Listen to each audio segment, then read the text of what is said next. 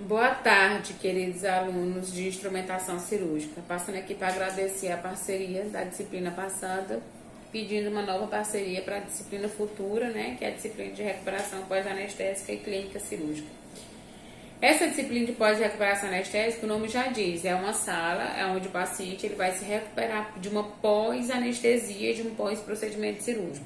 Essa é a RPA, né, Sala de Recuperação Pós-Anestésica, é essa sala onde esse paciente vai ter essa recuperação pós-anestesia realizada lá no bloco cirúrgico, certo? A sala de recuperação pós-anestésica, ela visa proporcionar a recuperação dos pacientes e prevenir a detecção de complicações relacionadas ao procedimento anestésico cirúrgico. Esse procedimento anestésico cirúrgico é a cirurgia propriamente dita. Lá na sala de recuperação pós-anestesia, esse paciente ele vai ser monitorado pelo anestesista, pela equipe de enfermagem, até que seus parâmetros voltem aos normais, que são os parâmetros pré-operatórios, que eles tinham antes da cirurgia, que a gente considera esses parâmetros normais, que eram os que eles estavam utilizando antes da cirurgia. Assim, o foco da assistência da enfermagem na RPA é assistir o paciente para que ele tenha se recuperado dos efeitos anestésicos. Isto é, até que seus sinais vitais e suas funções motoras e sensitivas retornem aos níveis pré-operatórios. Essas funções motoras e sensitivas, que elas retornem até os níveis pré-operatórios, são as funções como sinais vitais, pressão, temperatura, respiração, oxigenação, pressão arterial, curativos, dreno. Todas essas funções têm que estar retomadas da forma como que o paciente entrou dentro do bloco cirúrgico. Essa sala de recuperação pós-anestesia é local destinado para receber os pacientes pós-operatório imediato, que esse pós-operatório se divide em imediato e imediato. Esse imediato é o que acontece quando os pacientes são submetidos principalmente à anestesia geral, regional, local, que são feitos logo lá dentro, que começa após a cirurgia dentro do bloco cirúrgico e se estende até a sala de recuperação pós-anestesia. No momento em que o paciente esteja, a gente vai liberar o paciente quando o paciente estiver consciente, com os reflexos protetores presentes e a estabilidade de sinais vitais também presente. É um ambiente destinado ao cuidado intensivo do paciente num período que vai desde a saída da sala de cirurgia até a recuperação da consciência, eliminação de anestésico e estabilização dos sinais vitais. Essa eliminação de anestésico é aquilo quando o paciente diz assim, está passando o efeito da anestesia. É quando ele começa a ter o formigamento dos pés, é quando ele começa a conseguir mexer os dedos, enfim. Que o paciente diz assim para você, está passando o efeito da anestesia, é a eliminação desse anestésico através do suor, da urina, enfim, das formas de excreção que o nosso corpo tem. Os cuidados pós-anestésico compreendem as atividades que vão desde o monitoramento e o tratamento de algumas manuseios do paciente após o procedimento cirúrgico através de diversas fases da recuperação pós-anestesia, como pós-operatório imediato e imediato.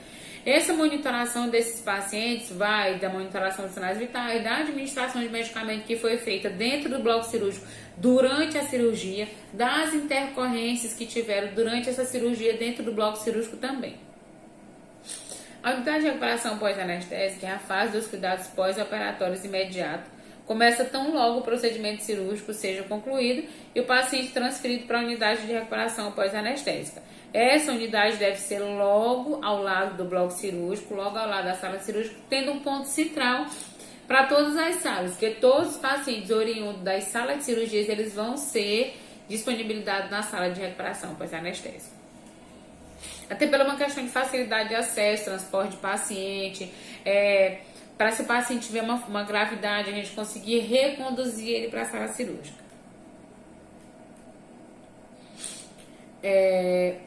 Esses pacientes lá da recuperação pós-anestésica, eles são pacientes que são destinados a esse setor, né, para que eles possam se recuperar de uma anestesia. Quais são as recomendações de admissão do paciente na sala de recuperação pós-anestésica? Conferir a identidade do paciente, nome, sobrenome, idade, tipo de cirurgia, fazer o exame físico, anamnese, para saber como o paciente está, monitoração, frequência cardíaca, pressão arterial, saturação de oxigênio, temperatura, nível de consciência e dor. Esse nível de consciência a gente faz pela escala de Glasgow, tá? O nível de dor é diferente da sensação do toque, a dor é para saber se o paciente realmente está sentindo dor quando você toca nele. Manter a permeabilização das vias aéreas. Se o paciente estiver com dificuldade de respirar, com a saturação menor que 92, ele vai para oxigênio e nebulização.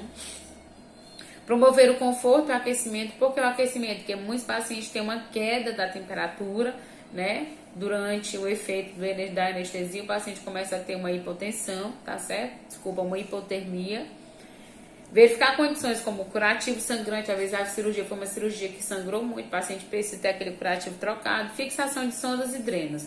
Essas fixações de sondas e drenos acontecem também dentro da RPA, como identificação de calibre de sondas, tipo de dreno, isso tudo tem que ser identificado para que quando o paciente desça para o leito, ele já tenha essa identificação.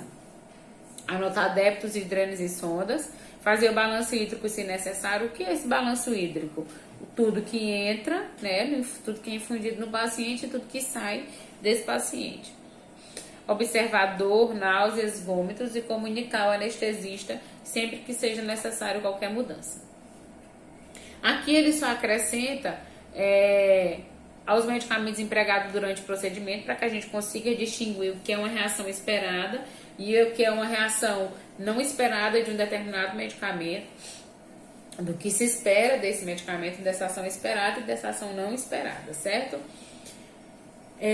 Qualquer problema que tenha ocorrido na sala de cirurgia tem que ser monitorado, tem que ser informado para a equipe da sala de recuperação pós-anestesia, para que a equipe consiga entender e intercalar, interceder uma forma de melhoria para que esse paciente, mediante a intercorrência que foi tida dentro do bloco cirúrgico, né? Administrando o líquido sempre que necessário, mediante a perda estimada de sangue e de fluidos corporais. Sempre conferir equipo, drenos, catéteres e outros dispositivos que são infundidos nesse paciente. A assistência do paciente na RPA requer cuidados constantes, rotineiros, para que o paciente consiga ter uma recuperação, para que ele consiga descer para o leito. Esse pós-operatório, ele necessita de uma monitoração constante da sua equipe, de sua evolução, para que a gente saiba se o paciente está progredindo bem ou se não. Para a prestação de cuidados como os que são necessários, que esteja aqui, a equipe tem que sempre estar alerta, consciente, coerente do que está sendo realizado, tá? Para atuar de maneira rápida e eficiente. O que se espera dessa equipe, né? Dessa equipe da RPA? A assistência de enfermagem na RPA. O principal objetivo da enfermagem nessa unidade é cuidar do paciente no atendimento imediato das suas necessidades humanas básicas, a fim que haja pronto restabelecimento das suas funções orgânicas vitais, como eliminação, temperatura, sinais vitais em gerais, batimentos cardíacos, níveis de consciência, que é uma coisa muito importante, reflexos de dor, reflexo à dor, reflexo a movimentos de ação e reação desse paciente. Avaliar o estado físico e sinais vitais a cada 15 minutos.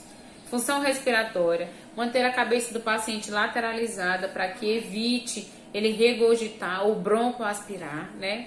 Manter o decúbito lateral, que é o paciente deitadinho de lado, de preferência lado esquerdo. Proporcionar um apoio psicológico, né? Para que o paciente, por exemplo, principalmente aquelas pessoas que têm uma parte de corpo extirpada, como mama, pernas, braços, dedos, amputação, certo?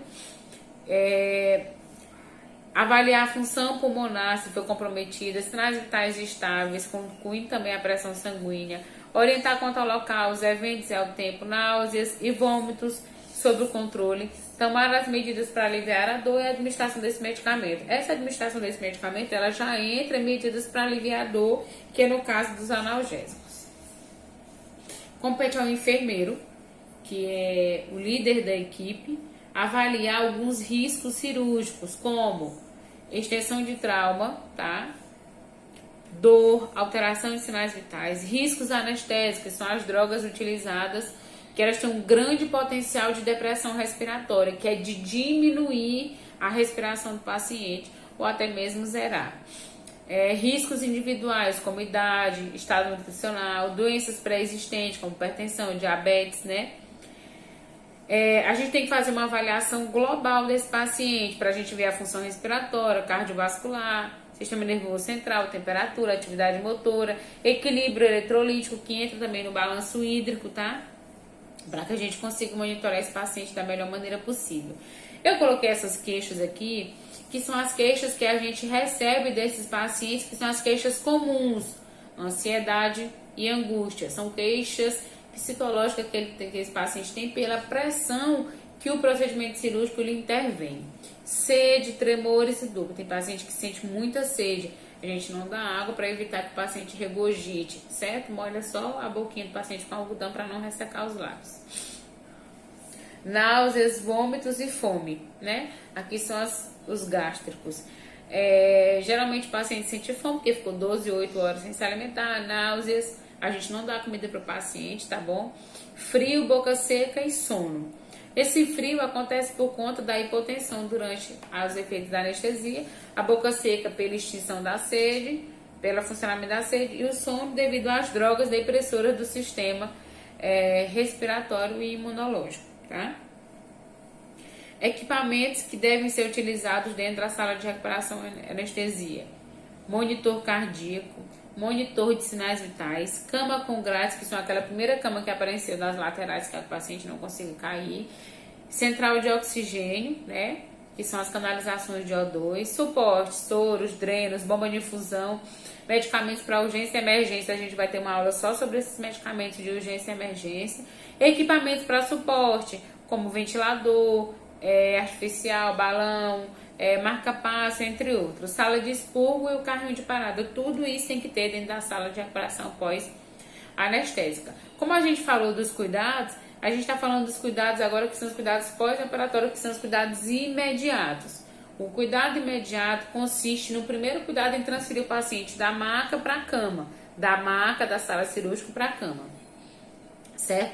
Esse paciente ele tem que se manter em posição horizontal, de acordo com o tipo de cirurgia e anestesia, por pelo menos 24 horas, devido à cefaleia raquidiana, que é uma dor de cabeça constante que o paciente sente pós-anestesia. Agasalhar bem o paciente por conta da termorregulação. Essas drogas anestésicas que são utilizadas, elas diminuem a termorregulação desse paciente, fazendo com que o paciente sinta muito frio.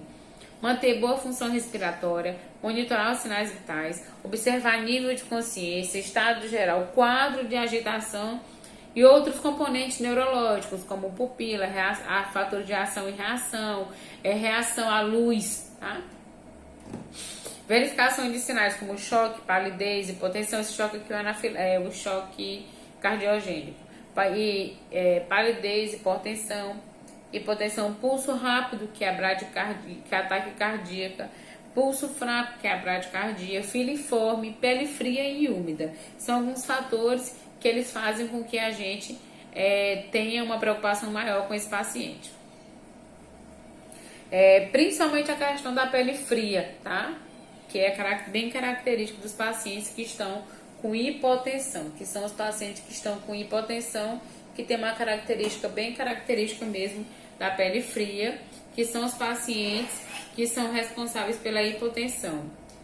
Esses pacientes que têm a hipotensão é ocasionado também pela questão da temperatura corporal durante o paciente que está fazendo o uso de anestesia. Observar o curativo, às vezes a cirurgia foi uma cirurgia bem grande, o curativo com um curativo bem sangrante, presença de funcionamento, se os drenos estão funcionantes, as sondas, conectar as extensões, que são os drenos de tórax, tá?